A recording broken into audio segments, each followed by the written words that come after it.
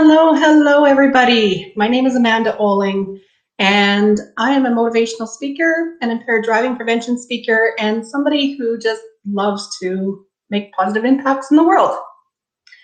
So today I'm talking to you about the secret to creating lasting change in your life. We all want changes in our lives.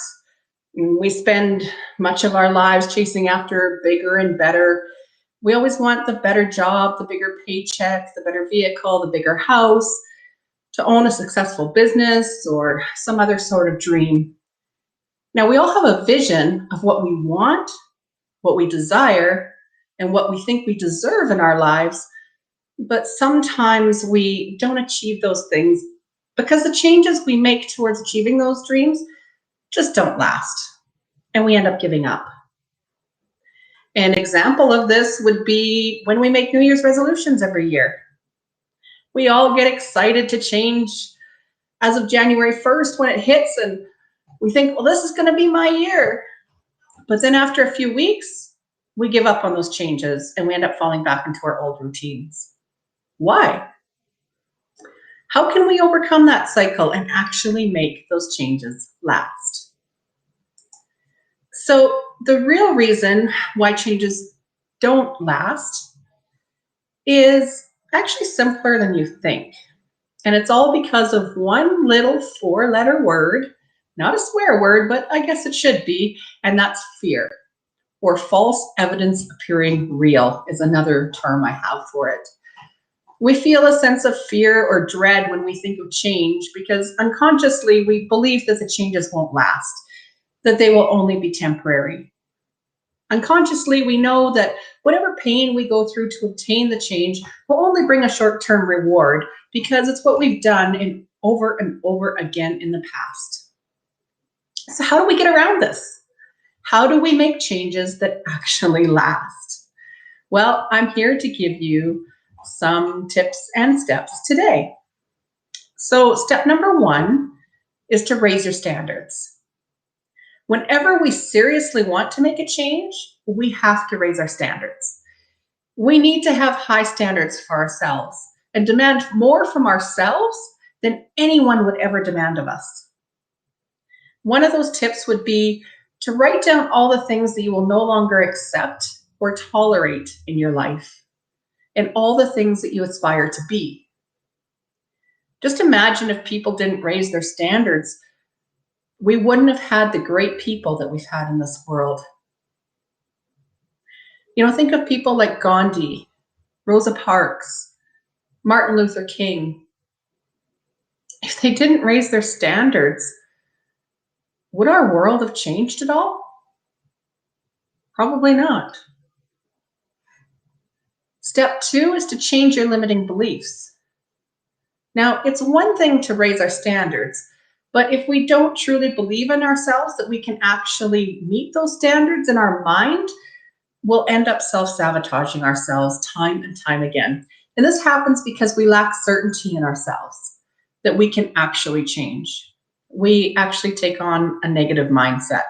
We let that self-doubt creep in, and that belief ends up shaping every action in our lives. It leads us to think that there's no point in even trying because we wouldn't succeed anyway.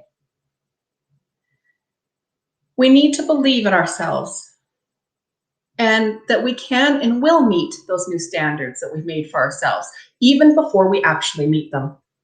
Because if we don't take control of our lives or defeat our negative limiting beliefs, we're not going to make any changes at all that are going to last.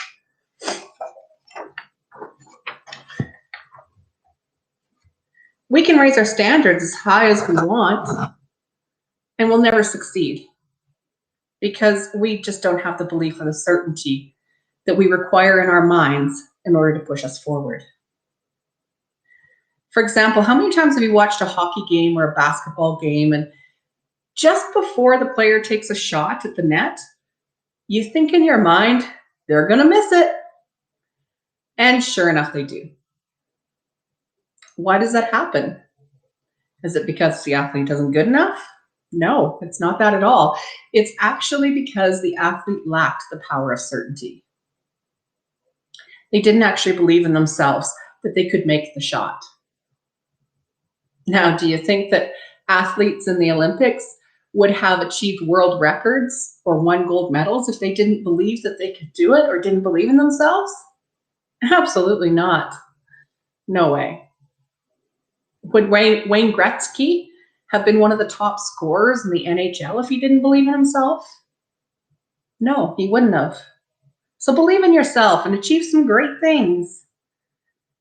Step 3 is to change your strategy or find a role model, or do both. If we set higher standards for ourselves and believe in ourselves, we can always find a way to achieve the changes we desire. But one of the best ways to figure out the strategy is to find a few role models. Find people who are where you want to be and learn what they did. Use them as a roadmap to avoid mistakes on your path that actually had set them back. It's like I said, it's like having a roadmap. You know exactly where the traps are along the way. That's actually the quickest way to achieve a great result. As Tony Robbins says, you can actually condense decades into days by learning from other people. So one example from me is that I've actually been taking courses in order to take my businesses online, because coming up here pretty soon, it'll be a year that I've been shut down by COVID. At first, when I first started taking those courses, I really struggled. And I had to search deep inside of myself as to what was going on. After a lot of soul searching, I realized that my whole problem was that I kept telling myself over and over again that I'm not a techie person and that I'm not good with computers. So before I even tried to succeed, I was sabotaging myself. I needed to get rid of that limiting belief. So once I did, and actually proved to myself that I am pretty good with computers and that I can figure stuff out, I've actually started making progress in taking my businesses online. And because I managed to prove to myself that I can do it, the more that I prove to myself that I can do it, the more success I have, the more I want to do it. And the more my brain says, hey, if you can do that, what else can you do? And it inspires me to get momentum and to keep going and making progress.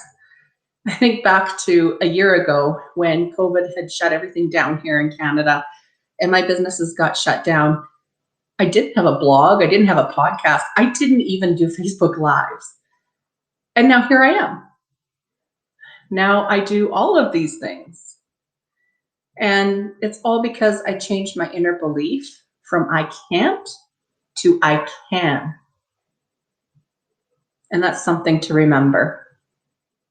Never tell yourself you can't.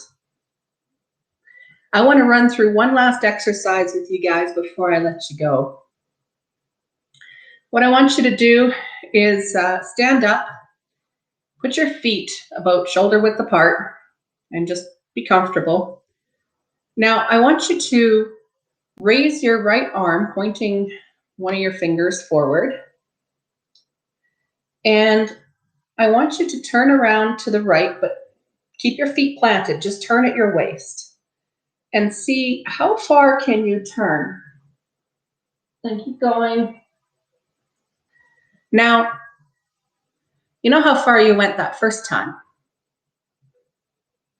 Now, if you close your eyes, stay standing, close your eyes and have your arms at your side.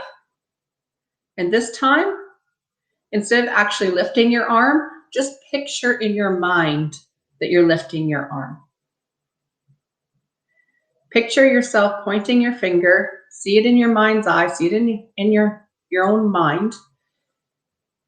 And then see it in your mind as if you're turning about 25% further than you did the first time.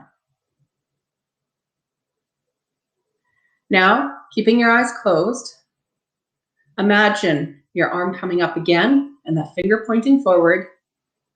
But this time when you turn 50% further than you did last time. And now one more time, staying standing with your arms at your side.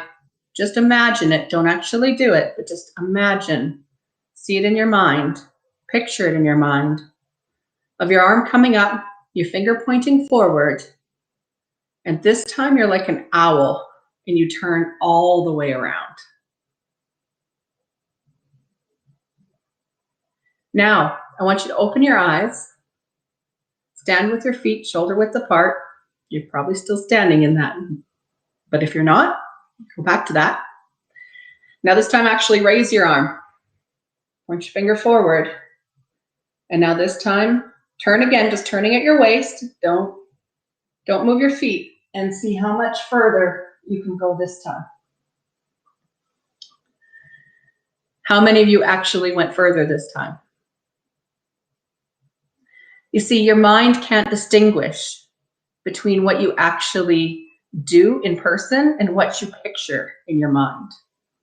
So that would be a bonus step to having success in your life. If you just can imagine it, see it in your mind as if it's real, you can achieve anything. It's why you see piano players sitting there with their eyes closed and just imagining what they're playing. It's why you see a lot of athletes sitting there listening to music or inspirational quotes or anything like that and just seeing it in their mind.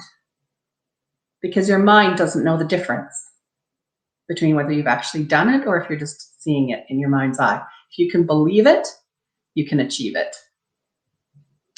So remember, you're always only one decision away from changing your life.